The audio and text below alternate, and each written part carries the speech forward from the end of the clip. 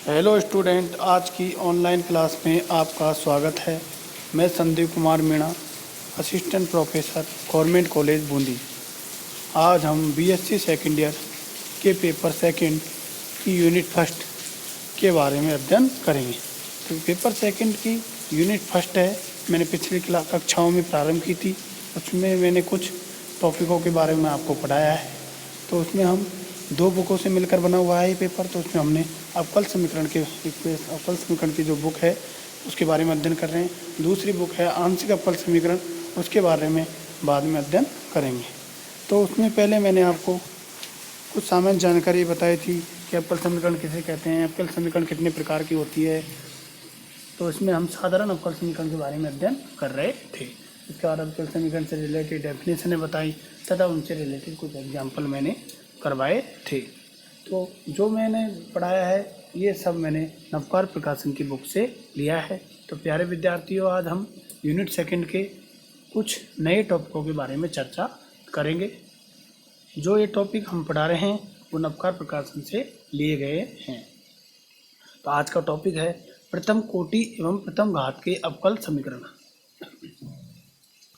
Differential equation of the first order and first degree. प्रथम कोटि प्रथम घात के अवकल समीकरण को कैसे सॉल्व करते हैं ये हम आज पढ़ेंगे। जिस प्रकार प्रत्येक फलन का समाकलन करना संभव नहीं होता, उसी प्रकार प्रत्येक अवकल समीकरण को हम जानते हैं किसी भी कोई भी फलन दे रहा है, प्रत्येक फलन का समाकलन करना संभव नहीं होता, उसी प्रकार प्रत्येक अवकल समीकरण का हल करना भी संभव नहीं है। तो प्रथम कोटि और प्रथम घात के अवकल समीकरण का व्यापक रूप होता है dy upon dx equal to F of X comma Y. F है वो फंक्शन है एक्स कोमा वाई का, और फाइव बटे upon five X comma Y.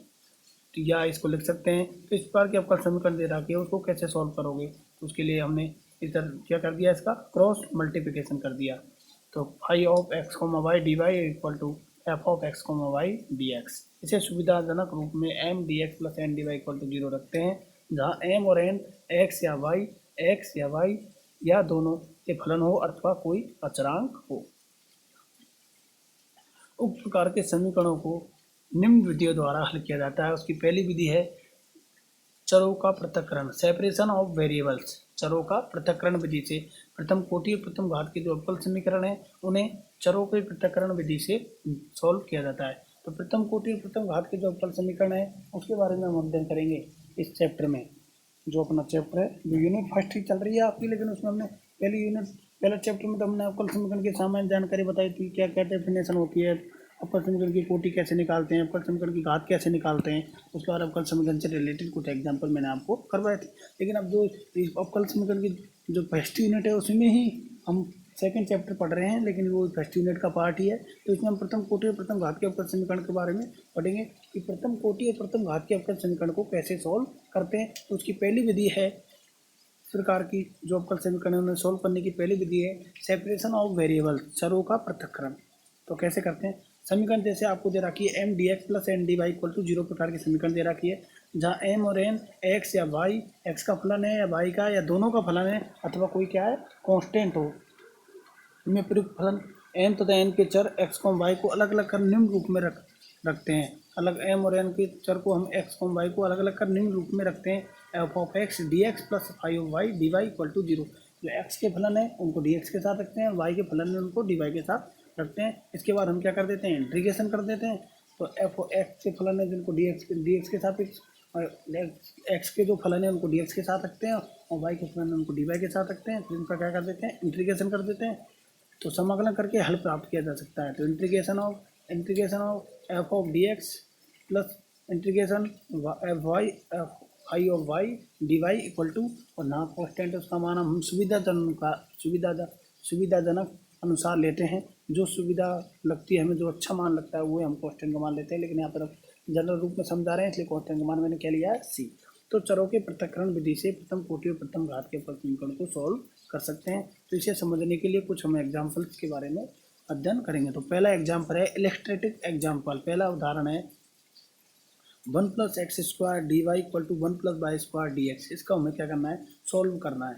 तो सॉल्यूशन देखें, चरों के पृथक्करण विधि से इसको क्या करेंगे, सॉल्व करेंगे। सेपरेशन ऑफ वेरिएबल्स तो 1+x² dy equal to 1+y² dx। तो dx के नीचे क्या ले आएंगे, x वाला फलन है उसको ले आएंगे और dy के नीचे y वाले को। तो चरों को अलग अलग करने पर dy अपॉन 1+y² बराबर dx अपॉन 1+x²। और दोनों पक्ष को क्या कर देते हैं, समाकलन कर देते हैं दोनों पक्षों का इंटीग्रेशन करने पर। तो इंटीग्रेशन करेंगे integration of dy upon 1+y² integration of dx upon 1+x² क्या होता है, tan inverse y equal to tan inverse x plus, अब कांस्टेंट जोड़ना है तो कांस्टेंट मैंने कहा सुविधाजनक अनुसार जोड़ते हैं, तो tan इनवर्स c हमने क्या लिया, कांस्टेंट लिया तो जोड़ दिया। तो इम्प्लाइड डेट क्या हुआ, tan inverse y minus tan inverse x equal to tan inverse c। क्योंकि हम जानते हैं tan inverse of a minus tan inverse a minus tan inverse b का मान क्या होता है, tan inverse of a minus b upon 1+ab। तो tan inverse y minus x upon 1+y(x) equal to tan inverse c। ये हमने क्या लिख दिया, tan इनवर्स के फॉर्मूले से लिख दिया।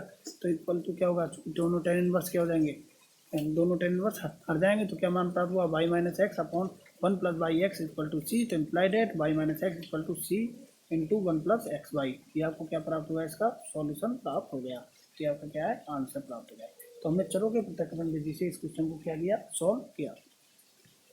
इसके बाद नेक्स्ट एग्जाम्पल है, सॉल्व कीजिए, हल कीजिए e⁻y+1 cos x dx plus e⁻y sin x dy equal to 0। इस को हमें सॉल्व करना है। तो इसको भी हम किससे करेंगे, चरों के पृथक्करण विधि से सॉल्व करेंगे। तो इस इक्वेशन में हमने क्या किया, sin x और sin x इंटू e⁻y+1 से इस इक्वेशन को क्या करने पर, भाग देने पर। चरों को अलग अलग करने के लिए समीकरण को निम्न रूप में लिखा जा सकता है। चरों को अलग अलग करना है तो क्या करा, cos x upon sin x dx equal to e⁻y upon e⁻y+1 dy इस रूप में लिख दिया। अब दोनों पक्षों को क्या कर देंगे, समाकलन कर देंगे। समीकरण को समान रूप में प्राप्त करने के लिए दोनों पक्षों को क्या करते हैं, समाकलन करने पर integration of cos x upon sin x into dx बराबर माइनस ऑफ माइनस कॉमन ले लिया e⁻y upon e⁻y+1 into dy। इसके बाद इसका क्या कर दिया, हमने इंटीग्रेशन कर दिया। अब चूंकि sin x का ऊपर क्या दे रखा, ऊपर हमें समाकलन प्राप्त हो रहा है cos x, तो इसका इंटीग्रेशन क्या होगा, log of sin x equal to minus log of e⁻y+1 plus, अब कांस्टेंट जोड़ना है तो कांस्टेंट हमने क्या दे दिया, log ऑफ c जोड़ दिया, log ऑफ क्या जोड़ दिया, c जोड़ दिया कांस्टेंट। इसके बाद हम क्या लिया है, log of sin x plus इधर लिया है इसको, इस टर्म को log of e⁻y+1 equal to log of c। चूँकि हम जानते हैं ये क्या हो गया, log ऑफ m प्लस क्या हो गया, n हो गया, log of m into n equal to होता है log of m plus log of n, log of m into n equal to होता है log of m plus log of n। तो log of sin x into e⁻y+1 equal to log of c।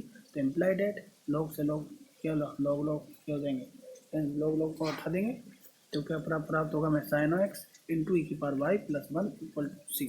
ये आपको क्या हो गया, अभिष्ठल प्राप्त हो गया। तो क्या हो गया, आपको अभिष्ठल प्राप्त हो गया। इसके बाद अगला एग्जाम्पल है, तो ये हमने दो प्रकार के एग्जाम्पल बताए हैं आपको। तो इस प्रकार के और भी एग्जाम्पल आपकी बुक में दे रखे हैं, क्वेश्चन दे रखे हैं, उन्होंने आपको इस प्रकार से सॉल्व करना है। चरों को पृथक्करण, चरों को क्या करना है, अलग अलग करके सेपरेट करना है, सेपरेशन करना है उनका, और फिर उसके बाद इंटीग्रेशन कर देना है और आपको सोल्यूशन प्राप्त हो जाएगा। अगर आप इंटीग्रेशन करना ही नहीं जानते हो तो फिर क्वेश्चन सॉल्व नहीं कर सकते। इसलिए इंटीग्रेशन करना जो सीखा है 12th क्लास में, उनको फॉर्मूलों को पढ़ें, दोबारा रिवाइज करें, जिससे आपको आसानी से क्वेश्चन करने में परेशानी नहीं हो और आसानी से आपके क्वेश्चन सॉल्व हो जाए। इसी में हम पढ़ रहे हैं चरों के पृथक्करण में ऐसे समीकरण जिनमें प्रतिस्थापन से चर राशियों को परिवर्तित कर अलग अलग किया जा सके। कोई ऐसी समीकरण आ जाए कि उनमें कुछ प्रतिस्थापन कर दें हम, है ना, कुछ सब्स्टिट्यूट कर दें, सब्स्टिट्यूशन कर दें और उससे चर राशियों को परिवर्तित कर अलग अलग किया जा सके। तो इस प्रकार के समीकरण को भी हम क्या करेंगे, सॉल्व करेंगे। तो जैसे एग्जाम्पल है, हल कीजिए x प्लस वाई का square dy/dx equal to a square. इसको क्या करना है, हमें सॉल्व करना है। यदि x plus Y equal to हम क्या ले लें, b ले लें, तो x plus Y equal to क्या लें, v लें। इसके बाद इसका क्या करेंगे, अवकलन करेंगे, किसके हिसाब पे, x के हिसाब पे। तो 1 plus dy/dx equal to dv/dx। तो implied at dy/dx equal to आ गया dv/dx माइनस 1। तब इस समीकरण में dy/dx का अब जो दी हुई समीकरण है उसमें हम इन दोनों मानों को x plus Y equal to b और dy/dx का मान क्या है, dv/dx माइनस 1, दोनों मान क्या करेंगे, रखने पर। दिए हुए समीकरण में मान क्या करते हैं, प्रतिस्थापित करने पर। तो b square into dv/dx minus 1 equal to a square.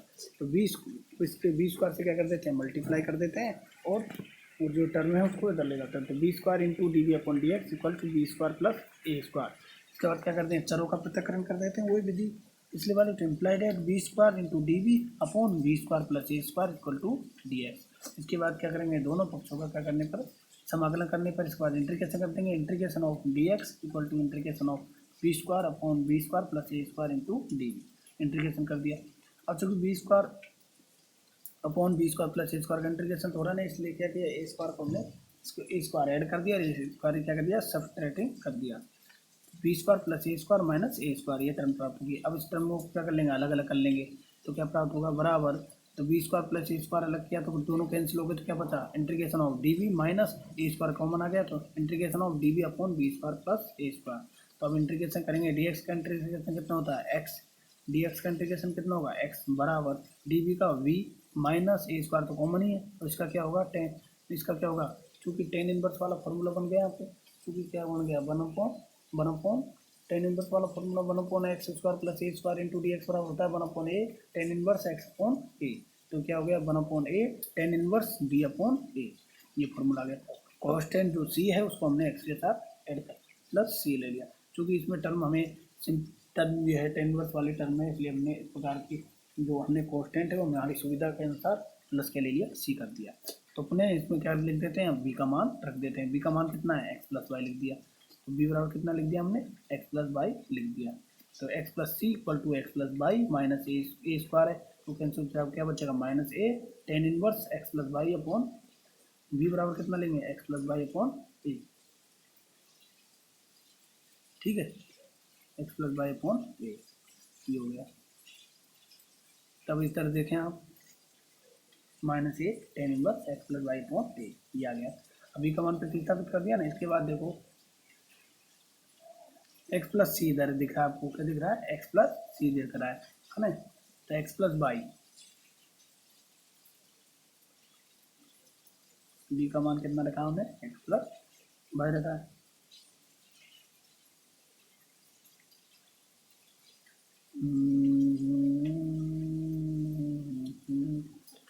ठीक है। अब इसमें क्या किया हमने, एक्स प्लस वाई इधर है, इधर एक्स प्लस सी है, तो एक्स से एक्स कैंसिल हो जाएगा, तो क्या बचा, सी बचा इधर क्या बचा, वाई बचा, तो हम इधर लिया है टर्म को, हमने क्या कर दिया, पक्षांतरण करने पर, तो इधर टर्म हो गई वाई माइनस सी, राइट हैंड साइड में तो वाई बचा सिर्फ, तो सी को इधर लिया क्या हो जाएगा, वाई माइनस सी, और इधर जो माइनस बचा है minus a into tan inverse x plus y upon a, तो उसको इधर लिया है, तो बराबर क्या बच गया, तो क्या प्राप्त हुआ हमें, a into tan inverse x plus y upon a equal to प्राप्त हुआ y minus c, y minus c, y minus c. अब इसको हमने क्या कर दिया, ए को नीचे लिया है, तो क्या हुआ, tan inverse x plus y upon a equal to y minus c upon a, तो इसके बाद टेन इनवर्स को क्या कर दिया, टेन इनवर्स को इधर ले जाएंगे, क्या हो जाएगा, टेन हो जाएगा, तो x plus y upon a equal to tan y minus c upon a, तो इस प्रकार क्या प्राप्त हुआ, x plus Y equal to a into tan y minus c upon a, अब इस टर्म प्राप्त हो गया आपको, ठीक है, ये आपको सॉल्व करना है, मैंने आपको बता दिया क्या करना है, एक्स बी का मान एक्स प्लस वाई लिखोगे तो एक्स एक्स कैंसिल हो जाएगा, तो बचेगा वाई, सी को इधर ले आओगे तो वाई माइनस सी, और इस टर्म को टेन प्लस वाले टर्म को किधर साइड में लाना, लेफ्ट हैंड साइड में ले आना, तो फिर लास्ट में क्या करना, टेन बस को इधर लाओगे तो क्या हो जाएगा, टेन, दोनों तरफ का क्या ले लोगे, दोनों तरफ का टेन ले लेना, दोनों तरफ का क्या ले लोगे, टेन ले लोगे, तो दोनों तरफ का टेन लोगे, ऐसे नहीं होता है, टेन इनवर्स को इधर लिया है टेन नहीं, दोनों तरफ का क्या लोगे, टेन लोगे, तो ten into ten, tan inverse का क्या लिया हमने, टेन लिया, तो टेन टेन इनवर्स, ये दोनों क्या जाएंगे, कैंसिल हो जाएंगे, दोनों मान कितना हो जाता है, कैंसिल हो जाते हैं, जो अगला मान है टेन इनवर्स थीटा, तो बराबर क्या प्राप्त होता है, थीटा प्राप्त होगा, tan into tan inverse theta दे रहा है, tan into tan inverse two है, तो बराबर क्या प्राप्त होगा, टू प्राप्त होगा, तो इस दोनों तरफ का टेन लोगे, इसके बाद जो आपको मान अविष्टल है वो प्राप्त हो जाएगा। इसके बाद अगला एग्जाम्पल है, इसी रूप का है, कुछ सब्स्टिट्यूट कर दें, हम कुछ सब्स्टिट्यूशन कर दें, उस प्रकार से सॉल्व कर देते हैं। हल कीजिए, d Y upon D x equal to sine of x plus y plus cos of x plus y, इस प्रकार के क्वेश्चनों को आपको क्या करना है, सॉल्व करना है। तो इस प्रकार के क्वेश्चन को सोल्व करने के लिए हमने क्या लिया, x plus Y equal to b लेने पर, तो एक्स के साथ इसका अवकलन करेंगे तो D Y upon D X one plus D Y upon D x equal to D we upon D x, तो Y D Y upon D X का मान कितना प्राप्त होगा, D Y upon D x equal to D we upon D X minus one. अब जो मान है x plus Y equal to B और D Y upon D X, दोनों मानों को किस में रख देते हैं, जो दी हुई इक्वेशन है उसमें मान रखने पर, तो D we upon D X minus one equal to sine B plus cos B, तो D we upon D x equal to प्राप्त हो गया one plus sine B plus cos B. तो इसके बाद डी बी के नीचे ले आएंगे, इसके बाद क्या कर देते हैं, चरों का पृथक, चरों को क्या कर देते हैं, सेपरेशन कर देते हैं चरों का, तो D we upon one plus sine B plus cos b equal to d x, d we upon one plus sine B plus cos b equal to d x, ये प्राप्त हो गया। ठीक है, अब इस प्रकार के ये क्वेश्चन आ गया अपने तक। ठीक है, अब इसमें हमें क्या करना है बताओ। अब इसमें हमने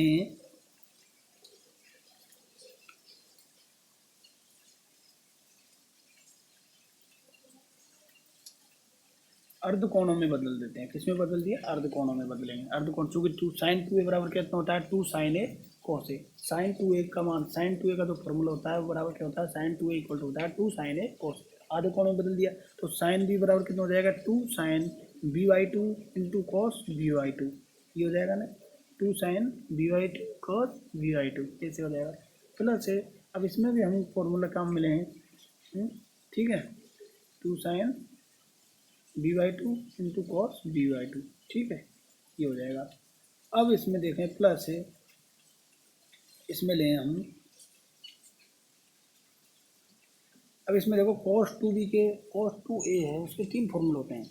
कॉस टू ए है उसके तीन फॉर्मूले होते हैं, चार फॉर्मूले होते हैं, टेन के रूप में भी होता है, लेकिन हमारा एक होता है cos square A minus sine square A, एक होता है two cos square A minus one, और एक होता है one minus two sine square A, और एक टेन रूप में भी होता है वो one minus tan square A upon one plus tan square A cos two का। तो हम यहाँ पे यूज लेंगे कॉस टू वाला फॉर्मूला लेंगे यूज, वो होगा two cos square A two cos square b by two minus one.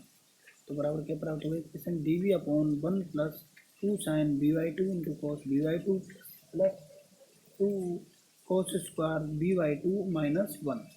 तो वन से वन कैंसिल हो गए, एक प्लस का बने एक माइनस का बने, दोनों कैंसिल हो गए, तो क्या बच गया? Two sine b by two, नीचे मैं आपको डिनोमिनेटर में बात कर रहा हूँ, क्या फर्क बचा है आपका? Sine b by two into cos b by two plus two cos square b by two, और राइट हैंड साइड में क्या चल रहा है? बराबर में डी एक्स चल रहा है। अब देखो two cos b by two क्या ले लिया मैंने? कॉमन ले लिया, two cos b by two मैंने कॉमन ले लिया, तो उसको ऊपर ले जाएंगे, one upon two sec b by two into d b upon sine b by two plus cos b by two equal to d x. इसके बाद कॉस बी वाई टू का क्या कर दिया? भाग देने पर, अंश व्यवहार में कॉस बी वाई टू का भाग देने पर, इधर साइड, किधर साइड? लेफ्ट हैंड साइड में, तो क्या हो गया? One upon two into sec square b by two into d b upon one plus tan b by two equal to d x. तो हमें इक्वेशन क्या प्राप्त हुई? आगे क्या समीकरण प्राप्त हुई? One upon two sec square b by two into d b upon one plus tan b by two equal to d x. इसके बाद क्या लिया हमने? Tan b by two equal, इसके बाद हमने जो नीचे one plus tan b by two को, इसका हमें अवकलन ऊपर प्राप्त हो रहा है, देख लो बी के सापेक्ष क्या होगा? Sec square b by two into one upon two into d b, तो ये क्या होगा? इसका इंटीग्रेशन दोनों पक्षों का समाकलन करने पर, तो इंटीग्रेशन कर दिया तो क्या प्राप्त हुआ? Log of one plus tan b by two equal to x plus constant हमने क्या जोड़ दिया? सी जोड़ दिया, प्लस सी। इसके बाद बी का मान रखने पर, बी का मान कितना है? एक्स प्लस बाई, बी का मान क्या कर देते हैं? रख देते हैं log of one plus tan x plus by upon two equal to क्या प्राप्त हुआ? X plus c. तो ये आपको अभिष्ट क्या प्राप्त हो गया? हल प्राप्त हो गया। जो दी हुई इक्वेशन दे रखी है आपको, अवकल समीकरण दे रखी है, जो दी हुई अवकल समीकरण है उसका सॉल्यूशन क्या प्राप्त हुआ? हल क्या प्राप्त हुआ? Log of one plus tan of x plus by upon two equal to x plus C. ये अभिष्ट हल प्राप्त हो गया। तो प्यारे विद्यार्थियों, आज मैंने आपको सबसे पहले पिछली कक्षा में जो पढ़ाया है उसके बारे में बताया कि मैंने क्या क्या पढ़ाया, और आज हमने सबसे पहले प्रथम कोटि एवं प्रथम घात के अवकल समीकरण के बारे में अध्ययन किया कि प्रथम कोटि और प्रथम घात के अवकल समीकरण क्या होती है। प्रथम कोटि की अवकल समीकरण वो होती है जो उसका एक ऑर्डर का क्या होगा? डेरिवेटिव, एक ऑर्डर का क्या होगा? डेरिवेटिव होगा। D Y upon D x प्रकार की जो इक्वेशन है वो क्या कहलाएगी? प्रथम कोटि कहलाएगी। और उसकी घात भी कितनी हो? एक हो, मतलब d Y upon D x के रूप में जो इक्वेशन लिखी हो, d Y upon D x के रूप में जो इक्वेशन लिखी हो, प्रथम कोटि और प्रथम घात की अवकल समीकरण कहलाती है। तो उनको, इसके बाद हमने प्रथम कोटि प्रथम घात के अवकल समीकरण क्या होती है उसके बारे में पढ़ा। उसके बाद हमने प्रथम कोटि प्रथम घात के अवकल समीकरण को सॉल्व करने की पहली विधि है चरों का पृथक्करण, सेपरेशन ऑफ वेरिएबल्स, चरों के पृथक्करण विधि के बारे में पढ़ा। तो चरों के पृथक्करण विधि पर बेस्ड कुछ एग्जाम्पल्स के बारे में पढ़ा जो बहुत ही इंपॉर्टेंट एग्जाम्पल है। उनमें पहले तो सिंपल ही एग्जाम्पल थे, कि चरों को पृथक करके, चरों को अलग अलग करके, सेपरेशन करके, उनका इंटीग्रेशन करने के बाद आपको सॉल्यूशन प्राप्त हो जाता है। दूसरे प्रकार के एग्जाम्पल थे, इस प्रकार के एग्जाम्पल थे उसमें कुछ आपको प्रतिस्थापन करना पड़ता था। उसको प्रतिस्थापन करने के बाद उसके बाद प्रतिस्थापन करते हैं, उस इक्वेशन में उनका मान लिखते हैं, उसके बाद चरों को क्या कर देते हैं, सेपरेशन कर लेते हैं चरों का, उसके बाद उसका इंटीग्रेशन करके उसका सॉल्यूशन प्राप्त हो जाता है। तो दो प्रकार के क्वेश्चन मैंने बताए हैं आपको। तो जब भी आपको टाइम मिले, जो भी ये दोनों प्रकार के क्वेश्चन बताए हैं उनसे रिलेटेड कुछ एग्जाम्पल्स तथा कुछ क्वेश्चन आपकी बुक में दे रखे हैं, उन्हें आप सॉल्व करें, जिससे आगामी क्लास में प्रथम कोटि में प्रथम घातीय अवकल समीकरण से रिलेटेड कुछ नए वीडियो के बारे में अध्ययन करेंगे, वो आपको आसानी से समझ में आ सके। Okay student.